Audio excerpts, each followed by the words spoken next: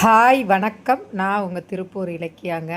ஏதோ ஒரு நம்பிக்கையில் நானும் ஓடிக்கிட்டு இருக்கேன். என்ன பண்ணுறதுனே தெரில.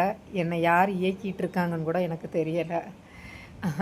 எப்படி சொல்கிறதுன்னு தெரியல. நான் இதெல்லாம் உங்ககிட்ட தானே பேச முடியும். இது வந்து பார்த்திங்கன்னா நம்ம பப்புவோட அப்டேட்டு. ஏன் நான் அந்த வார்த்தை சொன்னேன்னா, என்கிட்ட காசு இல்லை, ஹாஸ்பிட்டலில் ஏகப்பட்ட கடன் ஆயிடுச்சு. ஆனால் இந்த பிள்ளைங்கள டைமுக்கு மருத்துவத்துக்கு எடுத்துகிட்டு போகணும், ட்ரீட்மெண்ட்டு கொடுக்கணும். என்கிட்ட காசு இல்லைங்கிறதுக்காக இவங்கள அப்படியே விட முடியாது இல்லையா? அதனால் நாளைக்கு வந்து இவனை பார்க்குறதுக்காகவே ஸ்பெஷலாக டாக்டர் வர்றாங்க. அதனால் வந்து இவனை இன்றைக்கி எடுத்துகிட்டு போய் இவனுக்கு மெடிசன்ஸ்லாம் நேற்றே தீர்ந்துருச்சு. ஸோ நாளைக்கு டாக்டரை பார்க்கணும் அப்படிங்கிறதுக்காக தான் வந்து இன்றைக்கி ஒரு நாள் டேப்லெட் கொடுக்கல. இப்போ ஹாஸ்பிட்டல் எடுத்துகிட்டு போய் நான் இவனை ஹாஸ்பிட்டலில் விட்டுட்டேங்க.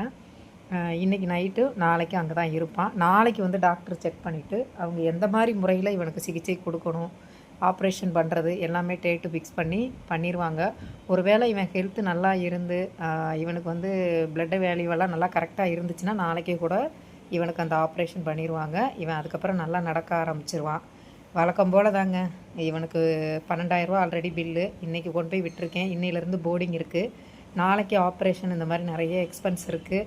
முடிஞ்சவங்க 50 ரூபா 100 ரூபா என்னோடய சப்ஸ்கிரைபர், என்னோடய அப்பா அம்மாவா, என்னோடய சொந்த பந்தமாக நினச்சி கேட்குறேன்.